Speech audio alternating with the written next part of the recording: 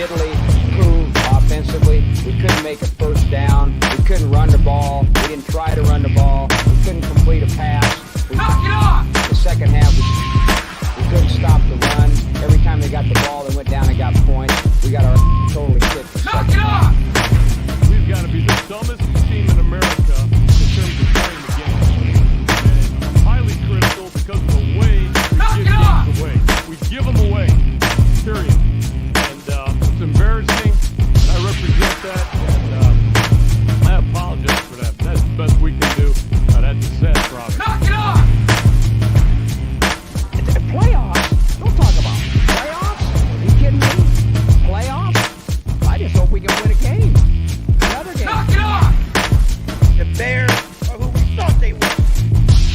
That's why we took the damn field. Now, if you want to crown them, then crown them. Knock it off! But they are who we thought they were. And we let them off the hook. You play to win the game. Knock it off! Hey, who'd you talk to? What's going on? It is me, Mike Lepre, King Mike L. This is Legit Fantasy Football, brought to you by LegitPodcast.com. It is Sunday morning, now 11:06 a.m. It is September 25th, 2022, week 3. That is 09252022. What do I get from that? 9 minus 2 is 7. 7 minus 5 is 2. 2 minus 0 is 2.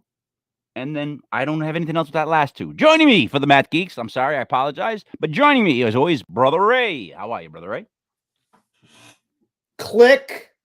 We are ready to go, King. This is a big, big Sunday, baby. It is. It's a big Sunday and Monday. It's going to be a big weekend of American football. So week 3, I'm watching all the hype and stuff, and I like that some teams still think that they're in it. You know, when you can kind of tell that they're not. Like they got too many holes, but it's like, all right, you're in it. You're in it. Yeah, you're 1-1. I'm with you. So joining me as always, and you always, and us always, is Mastradamus M1, Mr. Never Left. Here he is. What's up, Matt? Gang, what's going on, guys? I kind of disagree with what you just last said. I think that's the way of the new NFL. Like, you're going to have some discrepancy in some area of the football team with this new parity that they have in the league and with the salary cap. And the masters of it are the ones who manipulate the cap and work the cap the best.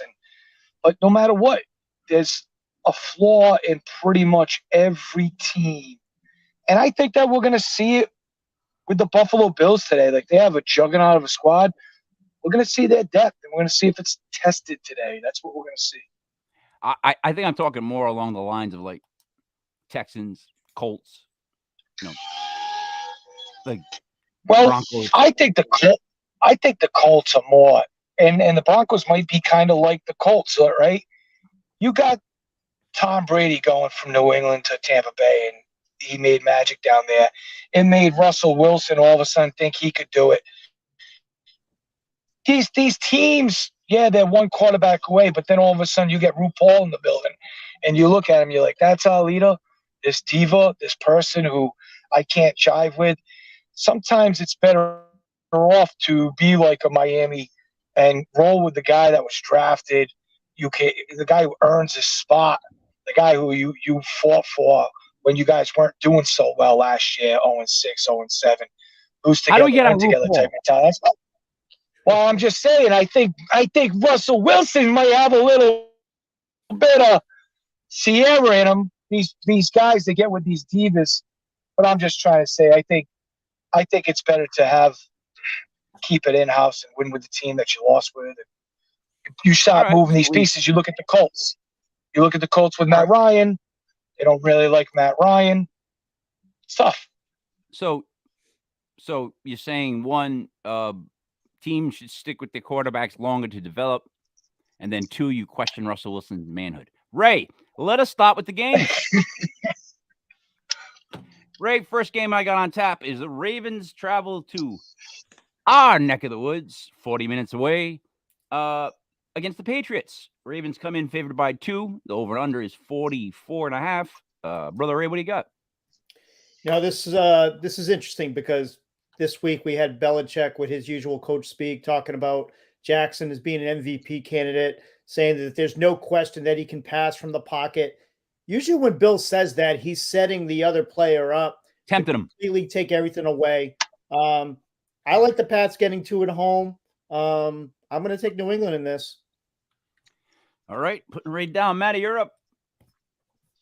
You know, I'm right there with Brother Ray, and it's awesome because I think Brother Ray sees the trap that is the spread in this game. Like, there's no way that New England should be winning this game. They have a good defense. I think they're going to stunt Lamar, and like Brother Ray said, they're going to take away. But there's also a big problem with that Baltimore defense. They let Tyreek and Jalen, who are very talented, as you know, I think highly of them, run right by those breakdowns. I don't know if Mac Jones can take advantage of every opportunity, but I think the opportunity will be there more often than the Patriots defense presents the opportunities for Lamar. Give me the Patriots and give me the under. Okay. Yeah, I'll go with the under as well, too. I forgot to mention that. Under and under. And then I am going to go with the Ravens and the under. And the reason I'm going with the Ravens and the under is because it's 2 points. If it was 3, I would honestly consider changing this. But I see it being a field goal win. And if it is a field goal win, that's actually a good performance by the Patriots either way. But the Ravens will cover. So, move on to the second game. I know you can't wait to talk about this one, Matt. I should be starting with you, and I will start with you. I'll let Ray go last. The Buffalo Bills travel to Miami. They're favored by 4.5 going into Miami. It's an over-under of 53.5. And before we went on air, we all discussed how there's at least 3 sixth-round picks starting today in the Bills secondary. Matt. Well, where this game is going to be won is the improvements on the offensive line for the Miami Dolphins. They have the highest rated left tackle in the game right now. They haven't shown, and every week if we've seen so far, McDaniel has shown a different type of offense. Well, it was pretty much predicated on what the Ravens were doing. They were playing up on, so they ran by, but with the Patriots were kind of playing off so that they let the play happen in front of them. You just kept seeing Tyreek Hill go these little 5-yard outs and make a 8-yard, 10-yard play. So we'll see how the defense dictates how Tua and the offense is going to roll. But we haven't seen Cedric Wilson yet. I think they started getting Raheem Mostert the ball last week because they didn't want him to go into this game soft, coughing up the ball. They wanted him to get a little touched up. I think you're going to see a lot of run. I think you're going to kind of see them shorten the game. You're going to want to slow down Josh Allen. I like Miami. I've been hot on Miami since last year. I think it's easier to be the dog that's fighting for the spot than the guy on top of the hill. We've seen great things from the Bills this year. They're the juggernaut, no doubt. They're the team, and they're the team by a large margin, I would say. But that doesn't necessarily mean that you have to be that team. It's hard to meet that week in and week out. I think it's tough for the Buffalo Bills for who they are today with the injuries that they have to go in there. Dawson Knox is injured too. We haven't touched on that. He's hurting. Granted, he didn't do much last week. Could have been that he was a little hampered. Stephon Diggs is nice. Gabriel Davis is back. Is he full health? There's a lot of injuries on that Bills team. They don't need to be the juggernaut that they are all year long. Sometimes you see juggernauts with a lot of injuries, and that's what I think with the Bills. But I'm not sure if that would matter because I like Miami in this game at home regardless. They have a lot to prove. And this week, as I've said, the first 4 games of this year is going to tell us a lot about the Dolphins. They're answering the bell. I expect them to do it today. Give me the Dolphins, money line. What's the over-under, King? 53.5. That's because there's going to be a lot of points scored in this game. I mean, we're talking about the Dolphins have a top 10 defense. So don't the Bills, but you're going to probably see as much as the Bills can try, they're going to try and stretch it. They're going to try and get into a shootout. I don't think that's going to work for them today. Give me the Dolphins. They're going to try and – I bet the Dolphins are going to try and score 30, 31, Matt. 34 to 21. 31. All right. I like the over. All right. Ray, would you like to talk about the Dolphins now that Matt just gave an 8-minute soliloquy? Go ahead. No, I'm glad. I'm glad he's psyched about it. I'm psyched about it too. Let's be honest. The Dolphins have not beaten the Bills since 2018. This is true. Okay, 7 games. we got to keep that in perspective. Now, I think both teams drafted players in the draft this year to specifically combat the other team. I think James Cook was added as a key piece to be their Alvin Kamara on the offense. So I'm worried about him today. I think he's a sneaky DFS start, as much as I hate to say it. The Dolphins drafted a linebacker this year in the third round with a speed component. The main reason that they took this linebacker from Georgia, Channing Tindall, is to mirror Josh Allen, because Josh Allen has killed them over the years by rushing for 10 yards, 20 yards a clip with nobody to answer them. I think the Dolphins have answered that. I think if you look at the way these teams match up, the Bills secondary completely overmatched. Gabriel Davis, as he mentioned, injured. I like the Dolphins in this game. I think they're finally going to turn the tide at home because McDaniel's an unknown, and I don't think Buffalo can scheme him yet. So I'm going to take the points. I'm going to take the Dolphins. I'm going to go with the under. All right, Matt, you took the over. Big point right there. Yeah, but you know what? I wouldn't.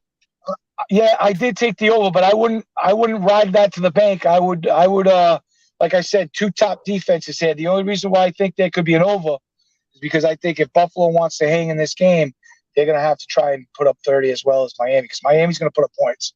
Miami's going to take advantage of that down secondary. Okay. I also great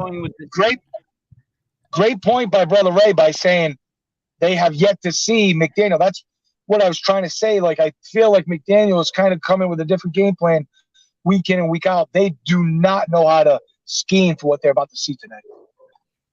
Check it. I am going to go at home. We can't hear you, Mike. You didn't hear me scream, right? Good. Okay. My dog won't stop. I'm going to take the Dolphins and the over. It's again, Tua is not pretty, but he's getting the job completely done.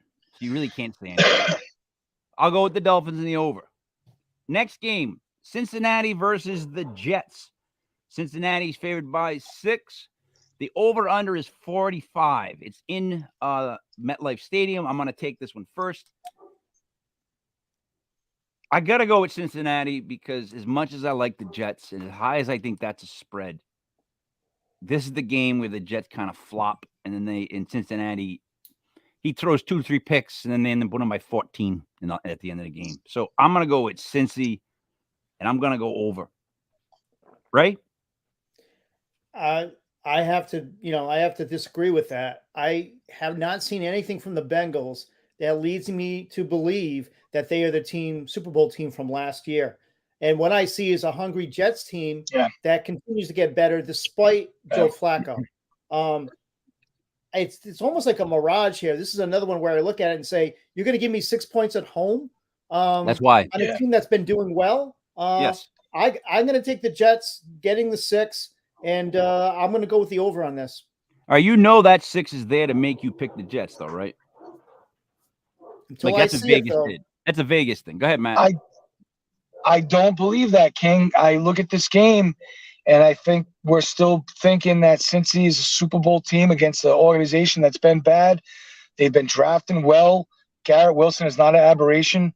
If you're going to give me 6 points, like Brother Ray said, with the Jets, I'm taking it. And it could be a trap like you're thinking, and I could be walking directly into it. I'll walk into it because I think that Cincinnati defense is just very bad. And you're going against the second number 2 passing ranked offense in the league right now. So give me that Jets. Give me the 6 points. And I'm going to tell you right now, I feel pretty good about that. Okay. I can just kind of see that one. That's like one of those weird things where you just see Cincinnati win like 21-7. All right. Ray, Saints travel to Carolina to play the Panthers, and my good friend Baker Mayfield, who I am so happy for his situation.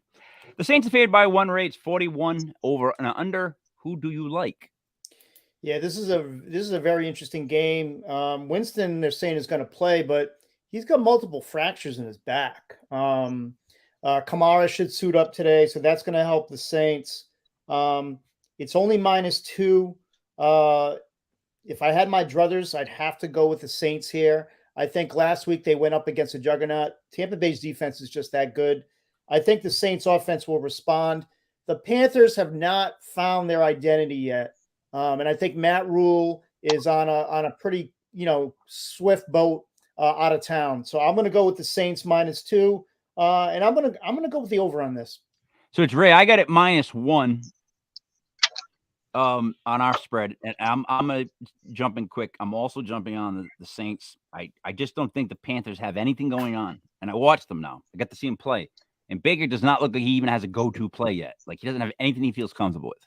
So by far, the Saints by 2. Matty? It's tough, right? Toss-up game.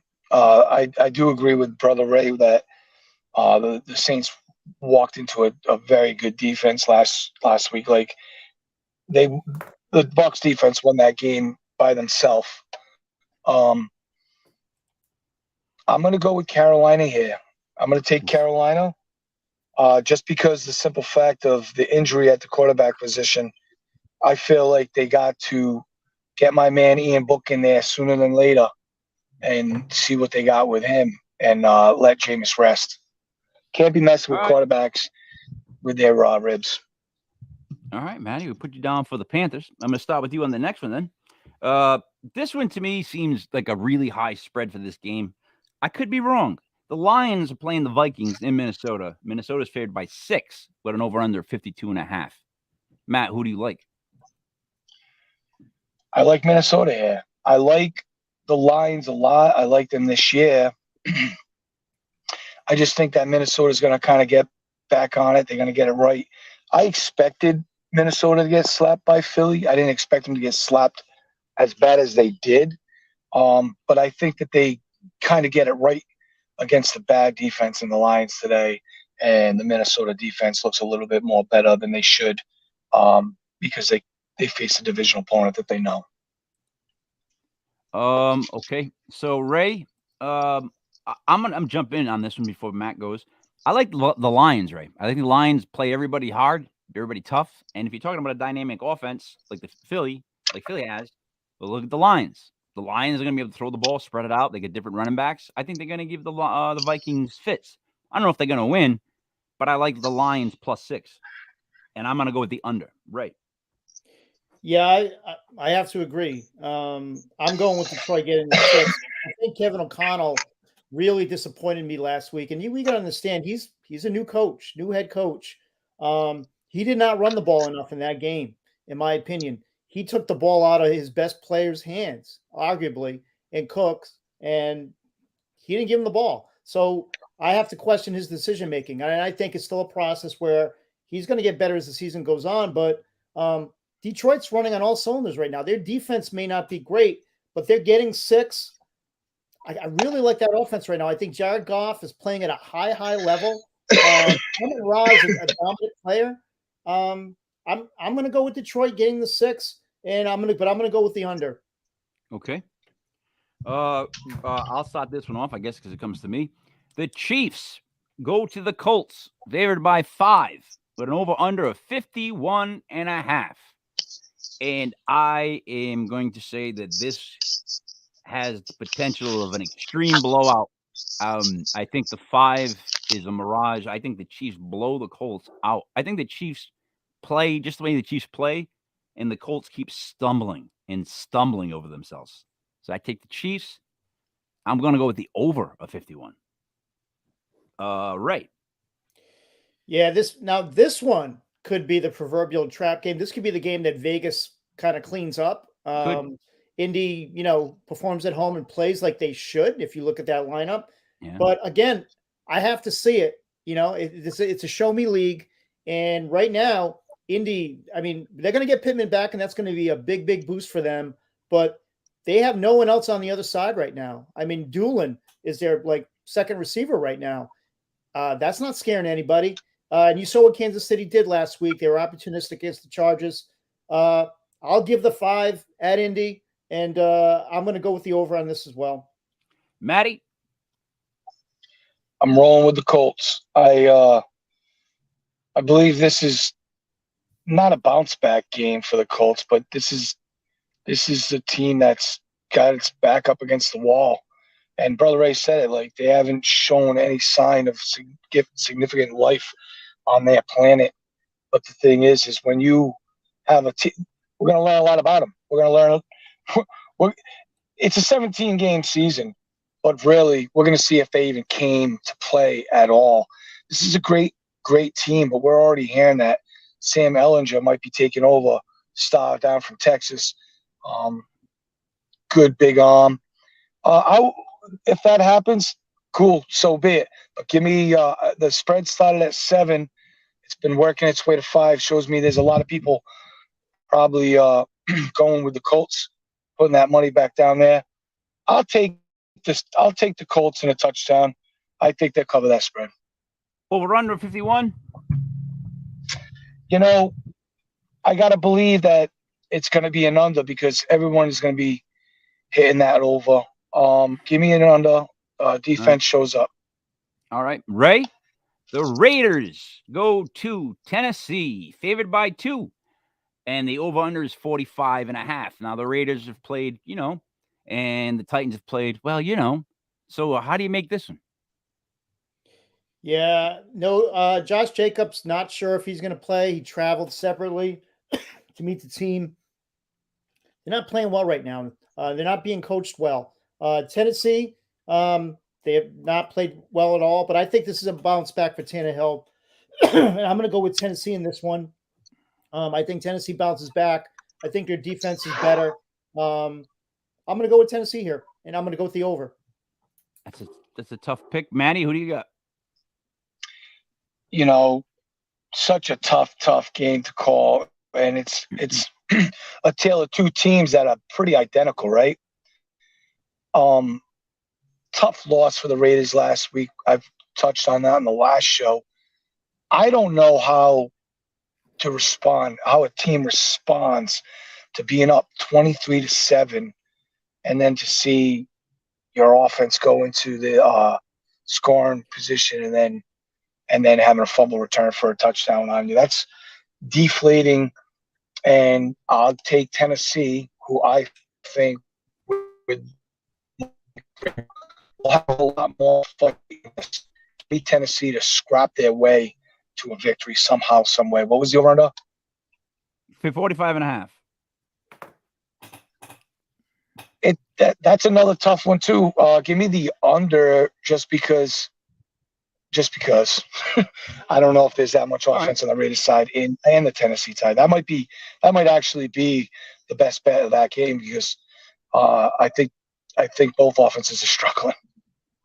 So before I give my pick on that game, Bob Dole, please hit the like, subscribe buttons, ring the bell for Welcome alert, back, Bob. and then we'll give you yet another answer. So Bob, would love it if you subscribed, became part of the channel. Would help you every Sunday. Who do I start? Stafford or Murray? Stafford has the weapons, but risks interceptions. Murray can run, but the Modern Warfare beta just came out. Nice. Right? Yeah, I think either one is a good start. I do like Stafford today, but I think Murray last week showed everybody that he, including me, that he still got it with very limited weapons. I would go with Murray here just with his ability to run with the ball. All right. Matty, would you give it a different opinion there? Stafford or Murray? What's the Cardinals going against? What's the Rams going against today? Oh, Christ. I didn't think you'd do that to me. Cardinals against the Rams, against each other, actually. They're playing each other. Oh. This is easy for me. Give me I would go Murray. with Stafford. Give me Murray. No, give me Murray. So Bob, Ray and Matt tell you to take Murray, and I say to take Stafford and never mind the interceptions. Just roll with him throwing the ball. All right, let's see. So my pick on that game, though, the Raiders and Titans, I'm going to go with the Titans and join you guys because I've watched the Titans and they're close. They're close. They're starting to come together. It's just a very slow move for them. I mean, they can't get any space for Henry, which is crazy to even consider. So I'm going to go with the Titans. Let's see. Before we go on to this next game, I just want to touch on this really quick. Thursday night's game. I am now the Thursday night messiah. I think it's the second or third week in a row I've picked completely correct on Thursday nights. I went with Cleveland in the over. And I'll be honest, at halftime, I did not think it was going to be Cleveland in the over. I was like, it's going to be a low-scoring game. And bada bing, bada boom, things started to happen. I was like, oh, this is good. This is what I enjoy. So I took that with the win. Now, two of my least favorite teams in existence, the Philadelphia Eagles travel to play the Washington Commies. The Eagles are favored by 6.5 in Washington in a division game against their former pick and quarterback, Carson Wentz, who must want a little bit of revenge at all, if he's possible of manufacturing it. Ray, who do you like in this game? Yeah, I think this 6.5 in a division game, and we know how the NFC East is. Expectations, prior performance, throw it out the window when you have two NFC East teams meeting. Washington is at home. I'm going to take Washington getting the 6.5 this week. I think Philly's going to come off. They're going to be down a little bit. They had a big win last week. I hate to say letdown with a division opponent, but I think they're going to look past Washington a little bit. I'm going to take Washington getting the 6.5, and the Wentz jerk factor I think will kick in.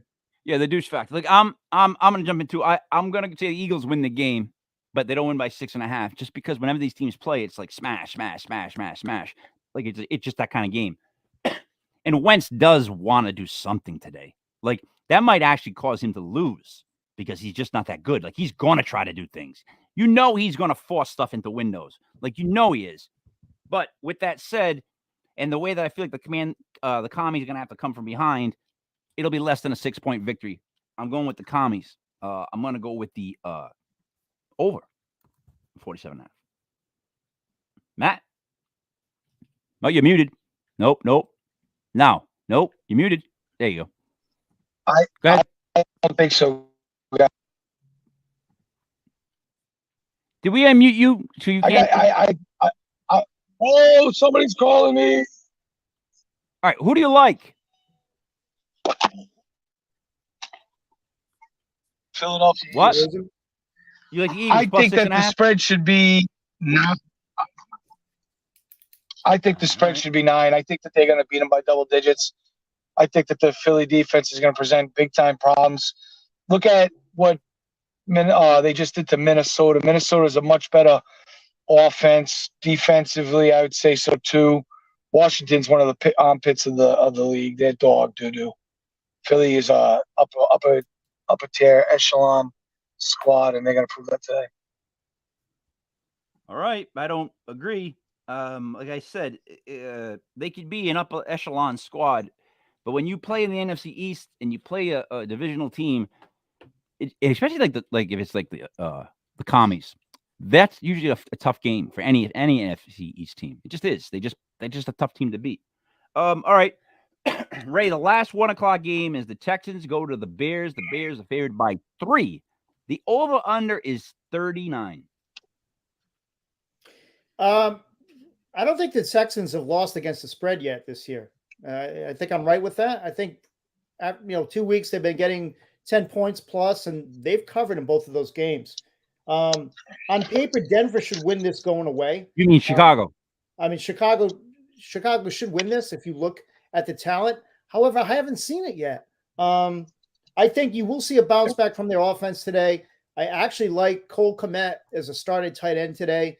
They've been talking about his lack of, passes all week and targets. I think they're going to get that on track. But Houston has been a sneaky team. They've hung with teams week after week. I'm going with Houston here getting the points until I see something from Chicago, and I'm going to go with the over. Yeah. Matt?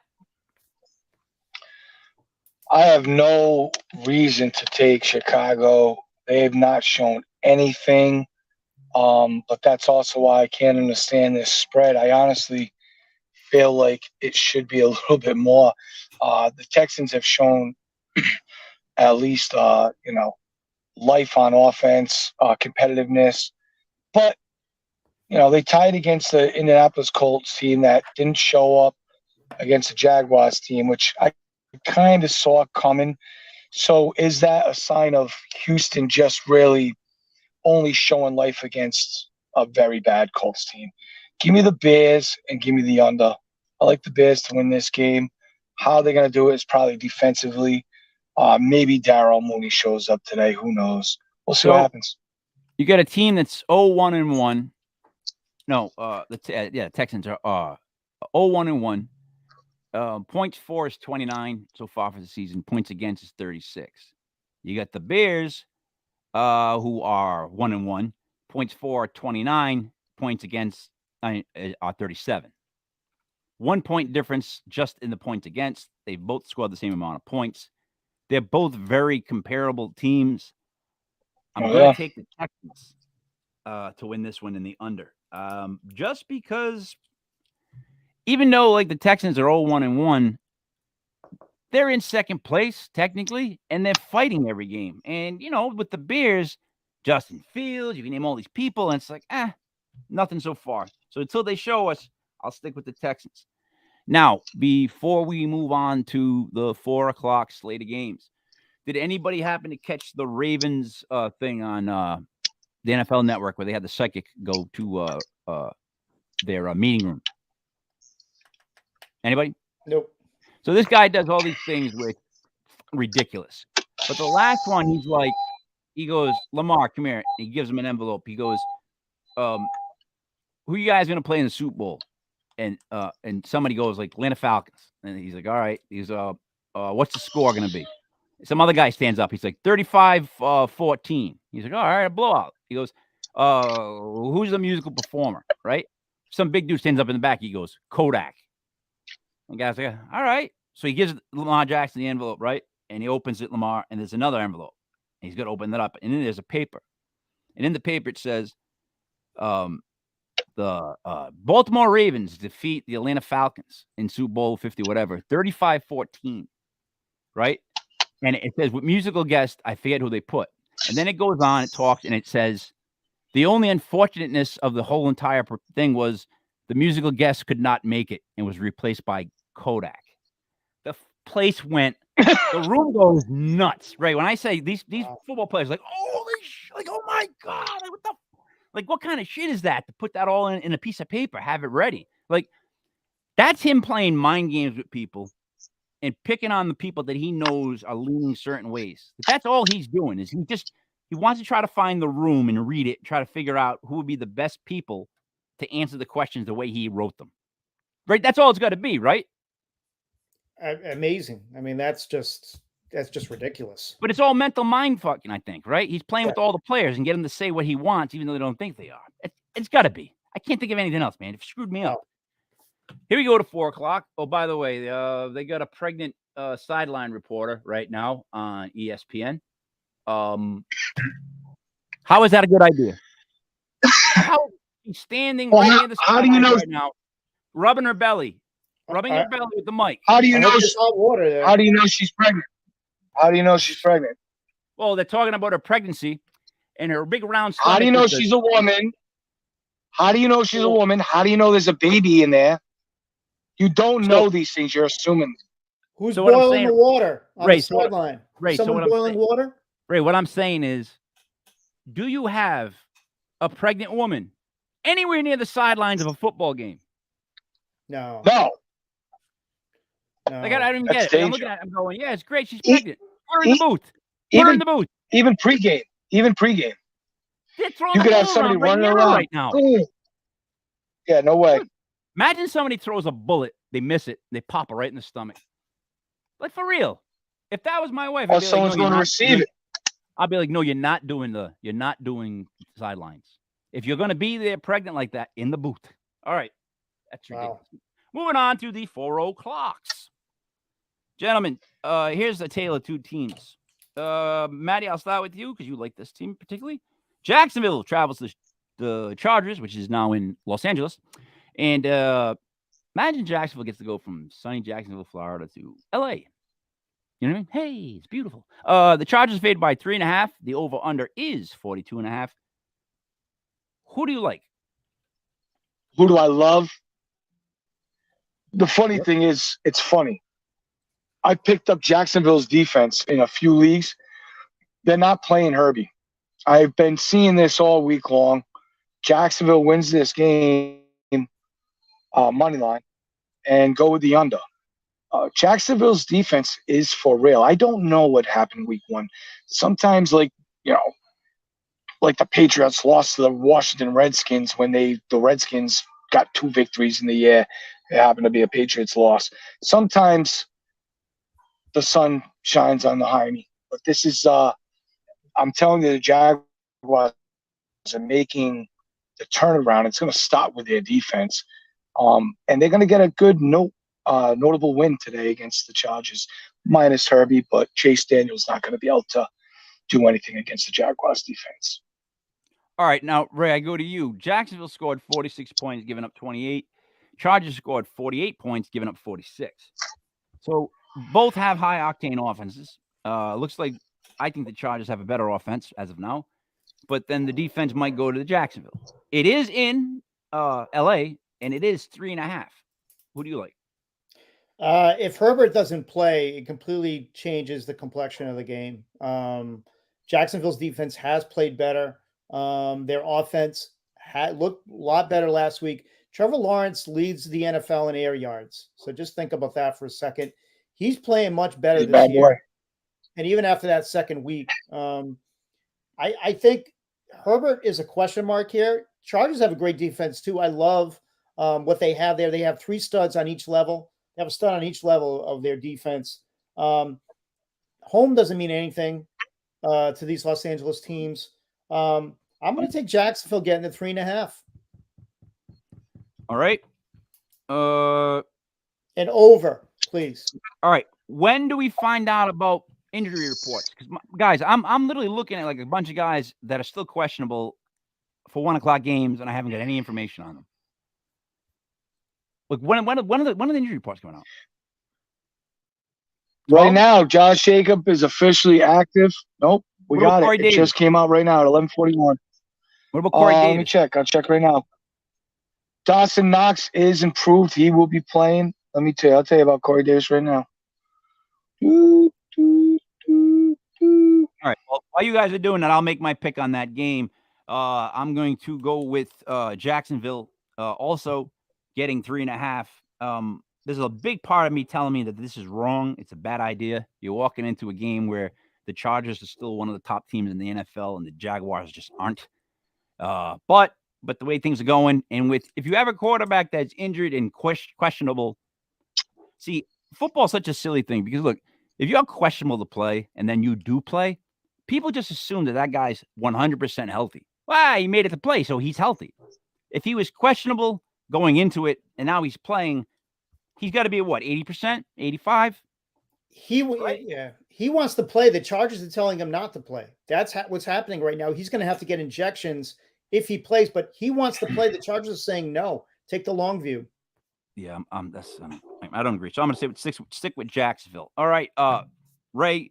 Packers go to the Bucks. The Bucks are favored by 1 at home. The over/under is 42.5. I will start with this one and tell you that the Packers are going to beat up on the Bucks and win by more than 1.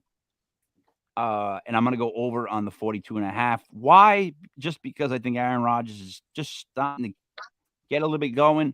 And with Lazard in the lineup, he's got a comfort blanket. Right.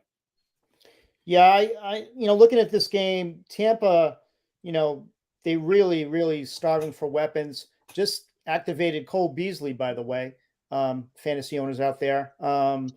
he's going to be one of the only targets that they have. I like Rashad Perriman today also for fantasy with Tampa Bay. Again, he has no one to throw to. Julio may play. He's 50-50. He doesn't play. I mean, I like Green Bay. I think their defense showed up last week, and that was something I did not see week one. We know Tampa Bay's defense is going to be there, but I like Lazard back in that lineup. And he's got Randall Cobb. I'm going to go with Green Bay getting the 1.5. And I'm going to go with the over, though, on this. Yeah, me too. That's what I did. Matt? I'm going with Green Bay as well, but I'm going with the under. You went with Green Bay too, King? Yep. Yeah. Okay. Right, Corey Davis is a go. Jacoby Myers is not, from what I'm reading. Yep. I'm trying to pick up on a Godwin is out. Judy is a game time. So is Herbert, and that's all I got so far for injuries. But Jacoby Myers is definitely inactive. Next game, Matt. Falcons traveled to the Seahawks. Now, help me with this one. The Falcons are underdogs by 1 point against the Seahawks. It's a 43.5 spread. I can't see how the Falcons aren't a better team than the Seahawks by 1 point. I just can't see this game at all, why this is even like it is. But maybe I'm wrong. Matt, who do you like? Marcus Mariota goes home. He's going to definitely have a lot of fans in that area. I love Atlanta. I can't see how this could be a trap. That's my lock of the day. Yeah, That's give me Atlanta. And give me the under, because I just don't think Seattle's going to score many points. I kind of saw that they were going to struggle last week. I had San Fran. I knew they were just going to put a hurting on Seattle. I just think the same thing. Atlanta's got a pretty good defense, and I don't think Seattle scores too many points. Ray? Yeah, I agree. This is my lock of the day. I love Atlanta in this. I think the Seahawks showed us last week who they are. They're not a good football team. Their defense has been playing better and really carrying them in these games. But Atlanta, the way they came back last week showed me a lot against the defending champions. Marcus Mariota did not wilt at all. They came on in that second half, and they almost won that game. That defense, to me, they are the DFS play today. Grab the Falcons, put them in your starting lineup. I agree. And just forget about it, because they're going to give you double-digit points. I love Atlanta in this. It scares me that I love them so much, but I don't see how you could go away from them. So here's the scariest part. The scariest part is that I think we all agree that this is I've written down, this is my lock of the day. So if it's two of us or three of us to say that this is a lock of a day, it's either going to be the lock or something scary is about to happen. You know what I mean? But I can't see Atlanta losing this game. Just can't see it. I don't know. All right, moving on. We'll go Ray. Ray, the Rams are favored by 3 playing the Cardinals. Over under is 48.5. Yeah, I have the Rams minus 3.5, and guys, that half, we know that always makes a huge difference. The Cardinals did bounce back last week. I don't know how Murray did it. He basically did it by himself. And how the Raiders allowed that is beyond me. I mean, they were getting destroyed the whole game. And these first 2 weeks, they have not gotten out early, and they have not gotten the lead early, and they've been chasing teams. I think today, I love the Rams in this, given the 3.5. I think the Rams, who do usually start fast, they have those scripted plays. They're better coached. I'll take the Rams minus the 3.5. This is going to be a shootout. Let's go with the over. So right now, Ray, it's 3. It's down to 3. I'm still going to take even more reason to take the Rams if it's 3 for me. Maddie? Matt with us? You're muted. You're muted, Maddie. You're muted. There you go. I've never seen it. I've never seen it at 3. If it's 3, I take the Rams. If it's 3.5, I would take the Cardinals. I think this game ends on the 3. If there was a hook, you could get the hook, I would go with the Cardinals. I think the Cardinals respond. I think this division shows teams history. They just beat up on each other. I think the Cardinals are off the mat, and I think that they show a good outing today. I Can think you they see can that even right win this there? game. Can you see that right there? The 3, right here. It's like right Yeah, above our what head. site is that? What site is It's that? Bet Online. It's betonline.ag, I think. It's by far the best. This is the Masso used one. This is the one that I use. It's always up to date with spreads, and it's usually like a half point difference sometimes from other sites. But yeah, it is. That's what they get there. So all right. Before we go on to the next game, oh wait, Matt, who do you Hold on, take? King. I'll tell you right now. Just looking at that money line and that spread right there, who do you think? Where do you think the public's money is going to run? I think you're going to see a lot of people. I think that's a trap right there. I think the Cardinals. Yeah, they would bet the Rams. All that money would go right to the Rams at the 3. Well, it had to because it dropped by a half a point, right? So the money had to go to the Rams. Right? Well, no. If the money is on the Rams, the money would start to go to 4.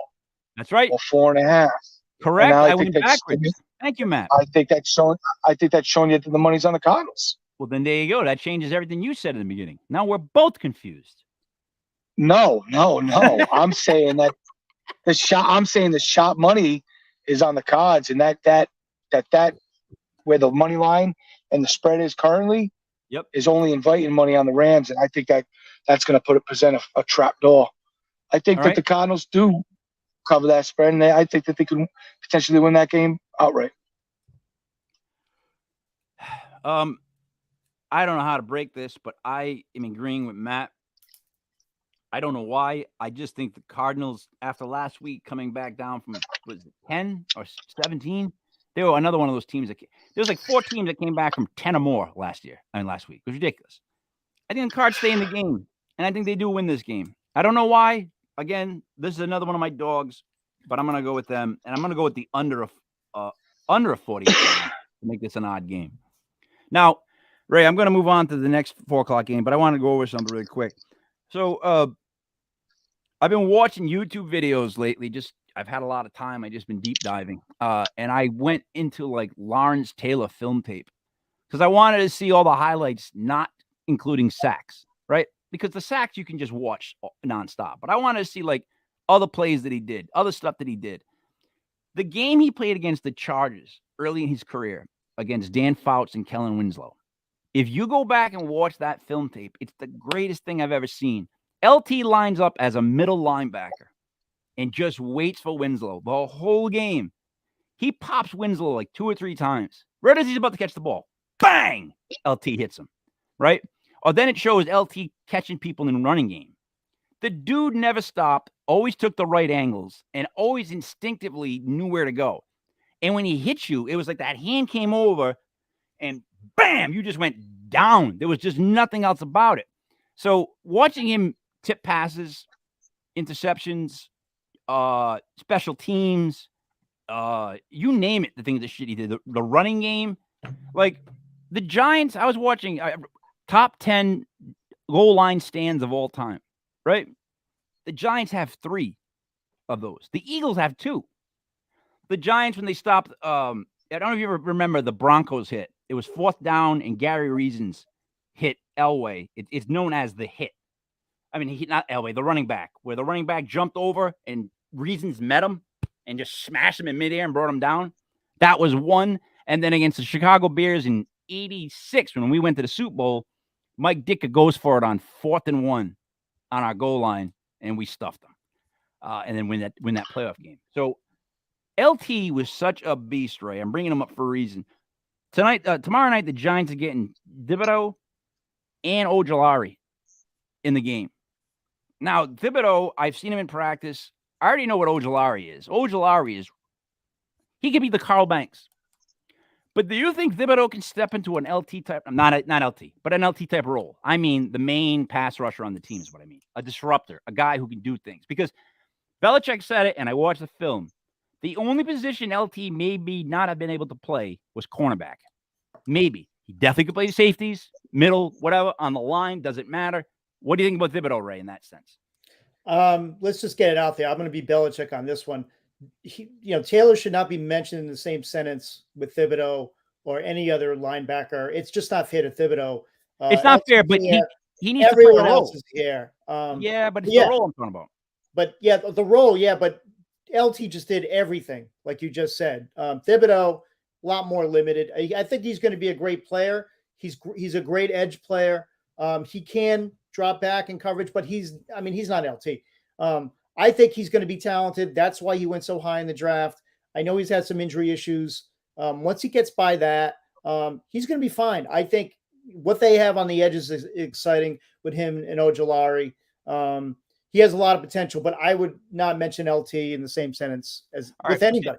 All right. So I am in the sense of he is going to come into the petri dish that is the New York Giants defense and change the color. He is the food dye that will make things change.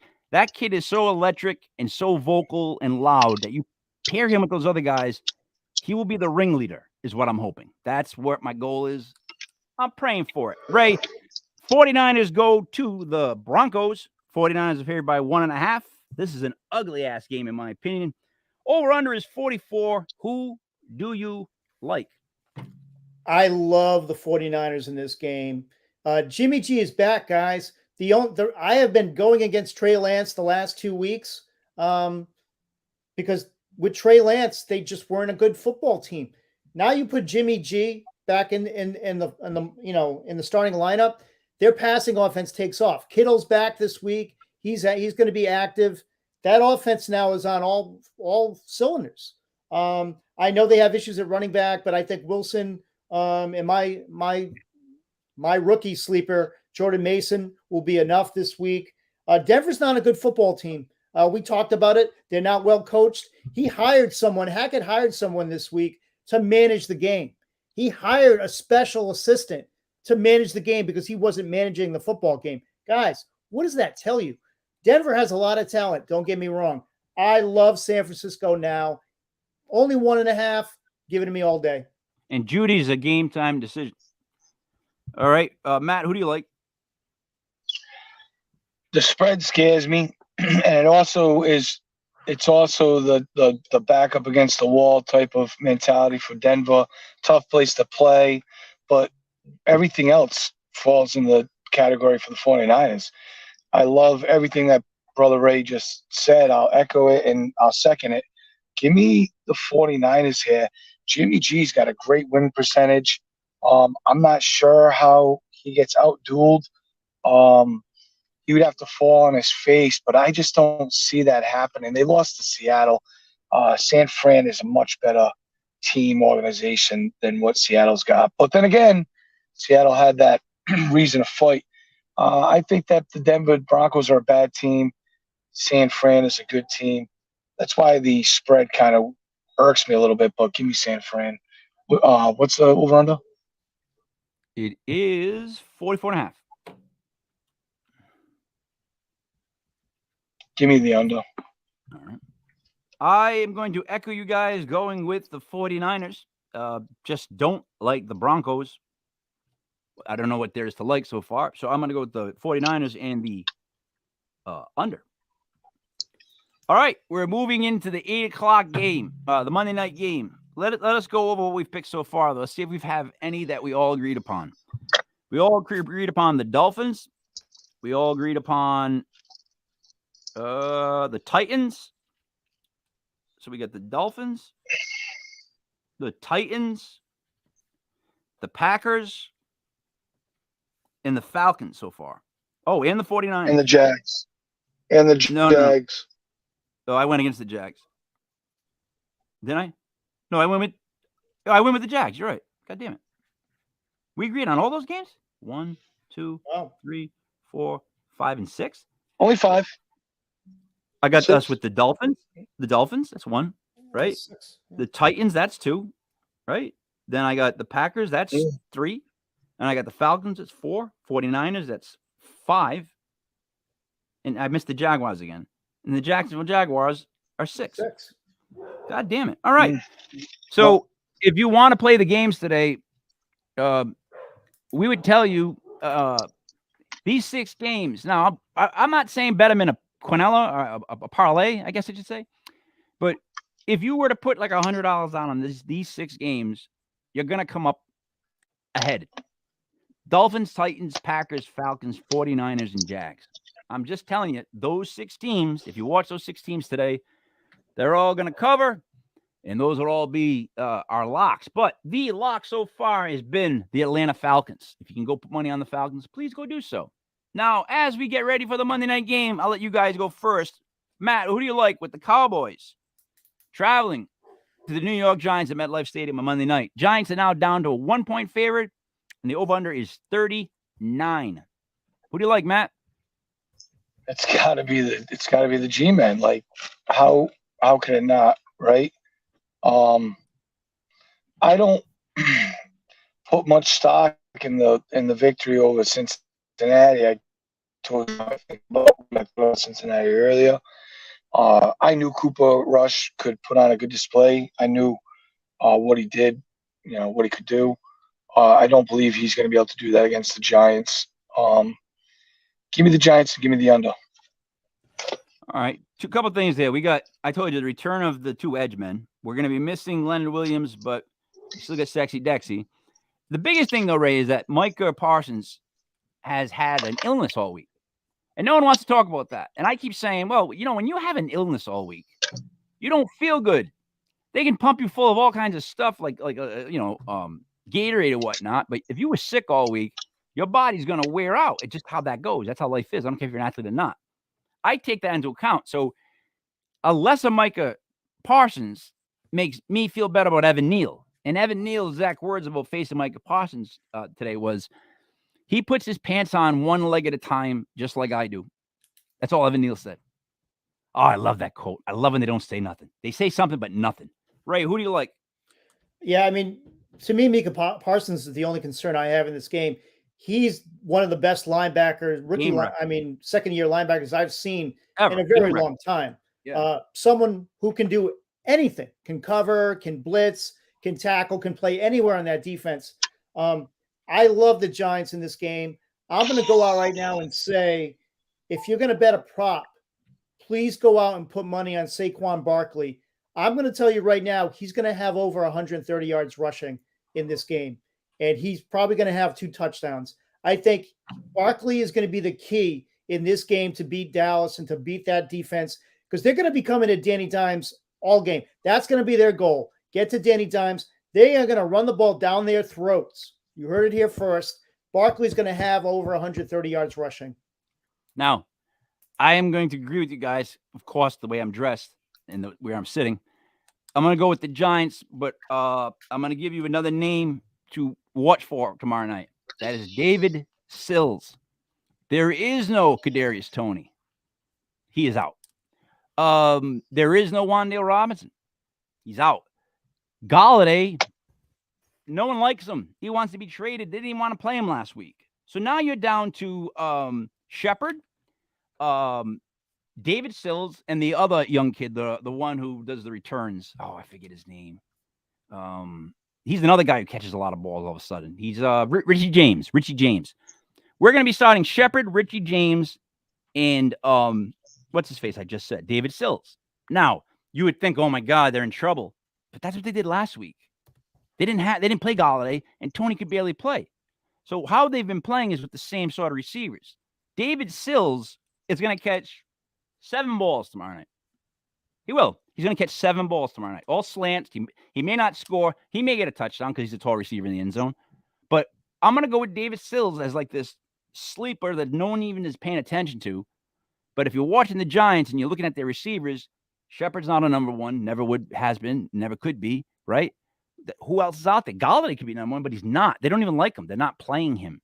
So in steps David Sills as your tall possession receiver, who is like best friends with freaking Danny Dimes. They go to country music shows. They hang out. Their families know each other. Like, that's why he throws to Sills so much. And that's why Dayball played and started Sills last week and not Golladay. He's playing the guys that want to be there, that want to practice hard, and that do the best in practice with Dan. He wants to put him around people that he's comfortable with. David Sills. I'm agreeing with the Giants. So we're adding 7 to that. Guys, we got the Dolphins, Titans, Packers, Falcons, 49ers, Jaguars, and Giants. 7 teams we're giving you as locks. Now, Ray, fantasy football, I want to start this off with you because I got to ask you. Do I start Travis Etienne or J.D. McKissick? Non-PPR. Yeah, I would go with Etienne. Always go with the better player. Always go with the stud. McKissick, he's gonna get those A receptions. lot of catches. Yeah, a lot of catches. But I like Etienne better on the ground. I would say Etienne, no doubt. All right. Well, and I have one other question for you, and I hope you can answer this one. See, I'm starting Corey Davis, Alan Lazard, Adam Thielen, and Jalen Waddle. There's no room in there for to get cute, huh? Like I got to just stick with those four guys. Like I can't replace Corey Davis, Alan Lazard, Adam Thielen, or Jalen Waddle. Nope. Right? I got Don't Macaulay even think Hardman, about it. Jarvis Landry, and I was, my long shot David Sills, but I can't really go with Sills. No, don't even think about it. You go with your best players. Yeah. There's no question there. All right. And then last question I got for you, because it's the truth. Aaron Rodgers. Is there a quarterback out there that you would consider, someone that I should look into if I'm an Aaron Rodgers owner? Or do I just stay the course for Aaron Rodgers? Because if he's going to do this 1 touchdown, 2 touchdowns a week crap, that's not what I need him for. I mean, he's Aaron Rodgers. I know. You're going to start him every week. There's nobody out there right now that you're going to pick up that you're going to start over Aaron Rodgers. Or if you do, you should have your head examined. No. But if it was like, say, Flacco, like if he was available, I don't think Think he is. about what you just said. Yeah, I'm going I to know. start Joe Flacco over I Aaron realize Rodgers. that. I realize that. I got Danny Dimes, and I'm going to just stick with them. You know what it is about Aaron Rodgers? He doesn't seem like he wants to win as much anymore. He just seems like he should be on a beach with a friggin' surfboard. You know what I mean? Telling people about like how you can drink bleach. Ray, what do you got for fantasy advice for the day? Quickly, we talked about some of the injuries in Tampa. Gage and Perriman are really going to be the top 2 options for Brady today. And he likes Brashad Perriman. Like, I don't know why, but he likes Brashad Perriman over Gage. So Perriman is a sneaky start today. We talked about the Falcons defense. I love them. Romeo Doubs could be a sneaky player today. Christian Watson not playing. Watkins on IR. He's going to start today with Alan Lazard. He has shown some flashes. He's a lot more flashier than Lazard, and he is the deep guy. He's going to be the deep guy today for Aaron Rodgers. So Doubs is someone to look at. I love Nelson Aguilar today. He's a great play on DFS. Devontae Parker has done nothing, and Jacoby Myers is not playing. No, he's not playing. Guess what? Mac Jones loves Nelson Aguilar. Please put him in your lineup. Garrett Wilson. If there's a league that you're in and he's still available, you guys need to pick him up. He really has been uncoverable. I don't know what else to say, but he has looked like a potential superstar. If he's in your leagues, any of your leagues, and he's available, please pick him up. He's made it better for all the Jets receivers. He has. He's opened the field. Tight end, I really love Logan Thomas today. We saw last week he's getting better and better each week. He's now going to be in that tight end 1 category. I think Cole Kmet is going to wake up today. They are going to get the ball to him. They're going to make a conscious effort to get the ball to him. And guys, Kittle's coming back. Kittle is coming back.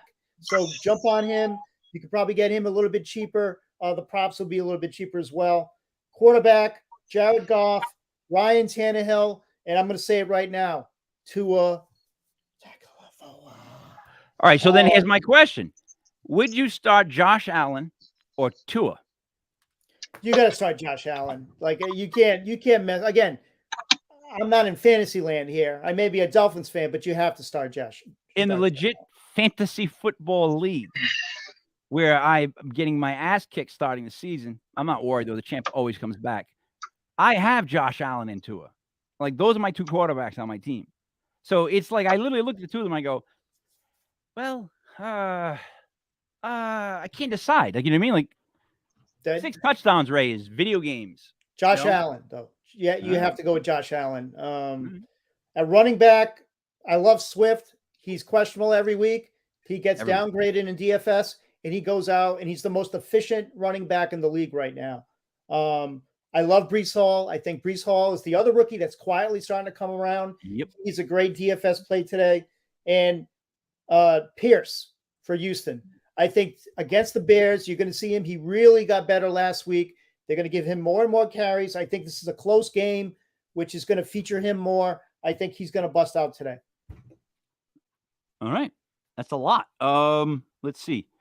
Matt, any fantasy questions? Or comments? Do I have any fantasy questions?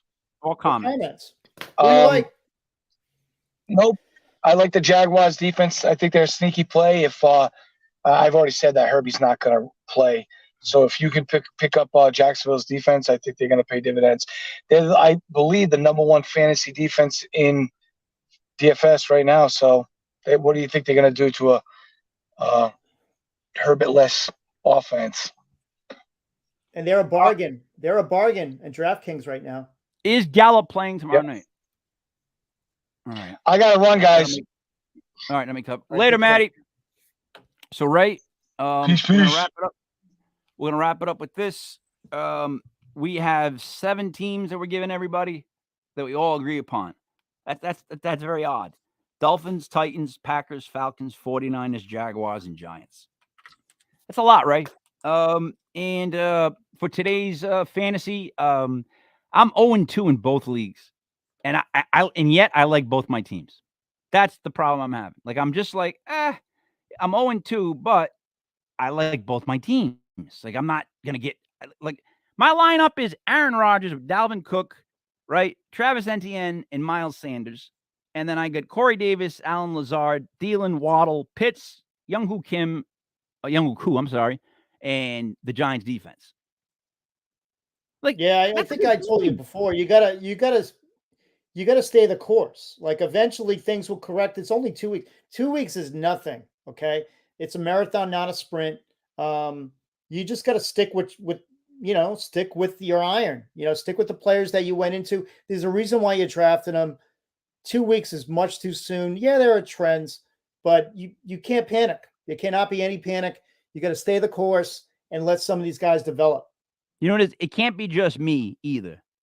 That feels like this. There's got to be people out there that are like 0-2 and they drafted well and they're just like what the hell happened? Like, you can run into teams that are just like really good and get murdered.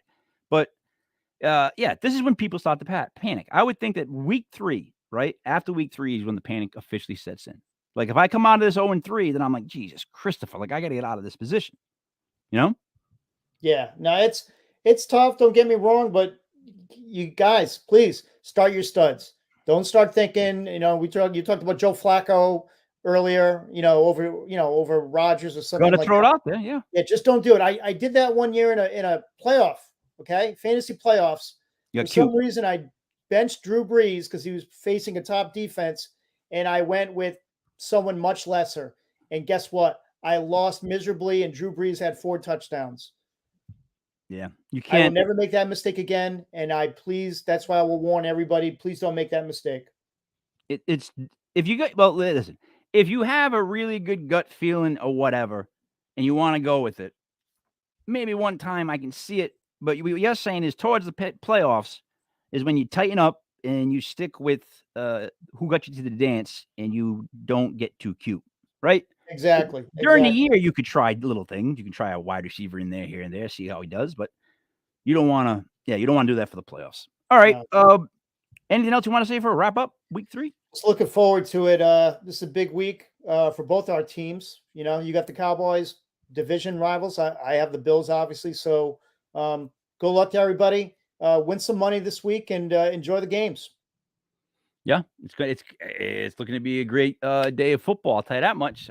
But then again, it's always a great day when there's football.